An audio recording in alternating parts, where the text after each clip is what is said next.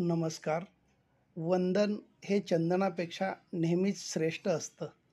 कारण चंदनाच्या शीतलता आणि सुगंधापेक्षा वंदनातील नम्रता आणि आदर अधिक दिलासादायक असतात.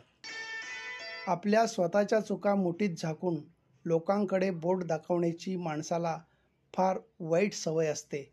त्यामुळे त्याला आपल्या चुका सुधारण्याची संधीच मिळत नाही. संसारात एकमेकांच्या सुखापेक्षा दुःख वाटून घेण्यात फार मोठा आनंद असतो. श्रीमंती पैसे कमावण्यात नाही, तर पैसे कमावताना आपल्यातला माणूस घडवण्यात आहे. निष्ठेने आणि तत्त्वाने जे आपल्याला लाभते, फक्त तेच आपल्या आयुष्यात सदैव शिल्लक राहते. बाकी सारे काही नियतीच्याच वजाबाकीत गायब होऊन जाते.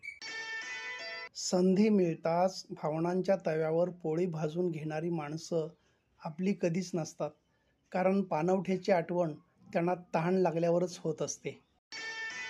भावनांची रेंज जुळली आणि शब्द योग्यरित्या कनेक्ट झाले की माणसांचं नेटवर्क कधी आउट ऑफ कव्हरेज होत नाही. एखाद्या व्यक्तीच्या मोहात पडल्यावर माणूस त्याचे दुर्गुण पाहत नाही आणि एखाद्याबद्दल द्वेष निर्माण झाला तर त्याचे सद्गुणही पाहत नाही. म्हणूनच माणसाला माणूस ओळखता येत नाही. ठामपणे भीतीचा सामना केला की आत्मविश्वास, धैर्य आणि सामर्थ्य आपोआपच प्राप्त होतं. धावण्याची आवश्यकता दुसऱ्यांपर्यंत पोहोचण्यासाठी असते. स्वतःपर्यंत पोहोचण्यासाठी धावणं नाही, तर थांबणं गरजेचं असतं.